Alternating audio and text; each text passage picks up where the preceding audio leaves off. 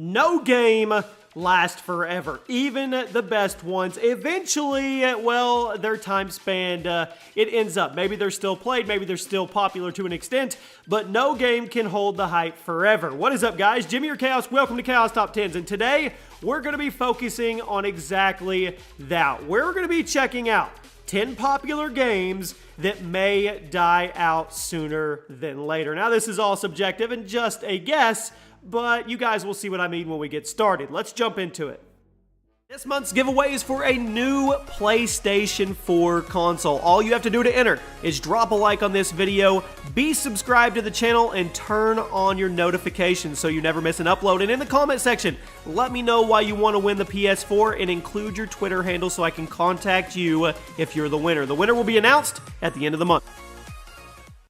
Kicking off our list today at number 10 is Bless Online. This is a new MMORPG released by NeoWiz Games, a Korean developer. Now, the game launched on May 28th of this year. It's brand new in the US following over a year of beta testing, and it's gotten somewhat mixed reviews so far. The main things I'm seeing from players so far is that the game itself is a ton of fun, but the in-game is a little lackluster, which happens a lot with games now. Have you noticed that? It's been a problem. It's just since that where's the bulk of your time going to be spent in a game, especially an MMORPG, if the end game sucks? Plus, as many of you probably already know, MMOs are pretty difficult to release and maintain in today's gaming climate due to the fact that there are so many games out there now, and MMOs aren't really as mainstream as they used to be. Only time will tell if Bless Online actually stands the test of time, but from what I've seen and heard so far, I don't think it's going to last as long as the developers may be hoping.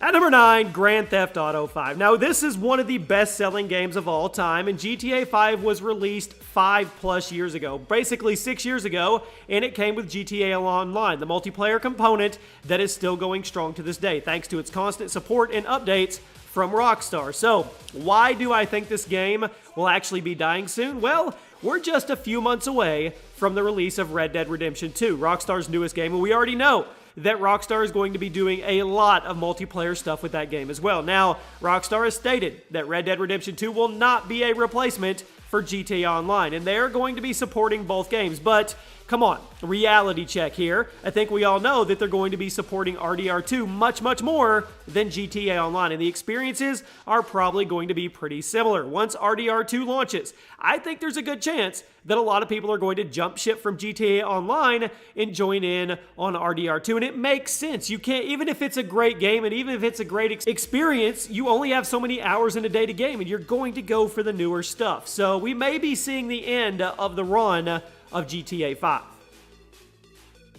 At number 8, we have Overwatch. Overwatch has been killing it on Twitch and with the game and the microtransaction sales, but there have been a few key missteps that have been slowly starting to drive people away from it, mainly due to Blizzard's treatment of certain streamers and pro players. Blizzard has been known to have a very zero tolerance idea when it comes to conduct, and unsportsmanlike conduct with the Owl League it's pretty rough. It has led to a few players getting in trouble and people not really agreeing with it. A handful of players have already been suspended or even fined up to $1,000, and people are a little uncomfortable with just how much Blizzard has been attempting to get involved with the lives of its players. So, while the game may be doing fine and it's still popular as ever, I think Blizzard is walking on thin ice right now. I think they're a couple missteps away from people dropping out of the game completely. We'll have to wait and see. I know it's one of the most popular games in the world, but any game can fall if it's not taken care of the proper way. At number 7, Call of Duty. Oh boy. Speaking of thin ice here, Call of Duty really needs to bring it this year, or they may be done for as being the king of the hill when it comes to FPS shooters. Following years of subpar sci-fi shooters and then the insanely mediocre World War II, people are kind of hesitant to get excited for Black Ops 4, especially when you consider how different this game is going to be, both in the game mechanics and in the business model. Black Ops 4 will be stepping back from the traditional COD formula and instead going for something more team-based like Rainbow Six Siege or Overwatch for the multiplayer. And instead of the single-player campaign, Treyarch is expanding upon the Zombies mode. Plus, on top of that, we are going to be getting Blackout, a brand new Battle Royale mode that we still know next to nothing officially about, honestly. It's no secret, the COD has been dying a little bit the last few years, and with the popularity of other multiplayer games like Fortnite right now, I think Black Ops 4 is going to be a make-or-break moment for this franchise's future. This is really going to be the game that determines if Call of Duty still has a place in the modern gaming economy. And those are some big shoes to fill. At number 6, we have Warframe. Now, Warframe is a free-to-play co-op shooter set in a pretty cool sci-fi world released by Digital Extremes in 2013. The game slowly rose to popularity over its first few years on the market, and after the disappointment of the Destiny franchise, many of those players actually hopped onto Warframe for a similar, more polished experience. However, if you look at the player counts for Warframe over the last few months, the game has been steadily losing steam. On Steam, Warframe has been losing players by the month, and in the last 30 days alone, it's seen a 12% dip in player count. Unless Digital Extremes really does something extreme and unexpected in the next couple months, I wouldn't be surprised if Warframe's player base completely gets eaten up by all the new games coming out later this year. And that's kind of just how the circle of life works with video games. Nothing lasts forever. I'm not downing these games, it's just how things work. Cracking into the top 5, God of War. The 2018 God of War reboot was a huge success, both critically and commercially, and people are still playing it right now, both for first-time run-throughs and for secret hunting. But just like any other popular single-player game, I highly doubt God of War's popularity is going to last much longer. While this new game is much more like Dark Souls than previous games, it doesn't quite have the same replayability factor as the Souls series does. And with the God of War devs stating that there's not going to be any DLC in the future for it, there's not really anything that's going to keep people coming back to the game. Now, don't get me wrong. God of War is a fantastic looking game. I haven't played it yet, but I want to, and it's absolutely worthy of all the praise it's getting, just visually from what I've seen and all the people I've talked to. But it's not going to be in the spotlight for much longer if all they are all they're holding on to is the single player campaign experience with no updated DLC. Mark my words.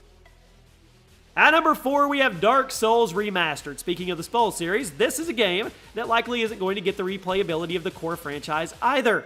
Dark Souls Remastered was released on May 23rd of this year as a way of revamping the first game in the trilogy, both due to a buggy launch and also the fact that the game itself is the same as it's always been. I have my doubts. The Dark Souls Remastered is going to have the same replay value as the other games in the series. While other Dark Souls games are super popular with speedrunners or gamers looking for that challenge, the remastered version just doesn't seem to have that same appeal because you've seen it before, and the only thing that is different is the visuals. Plus, the original version of the game is far more stable than this one, which makes absolutely no sense. So, there's nothing stopping you from just going back to the old ones.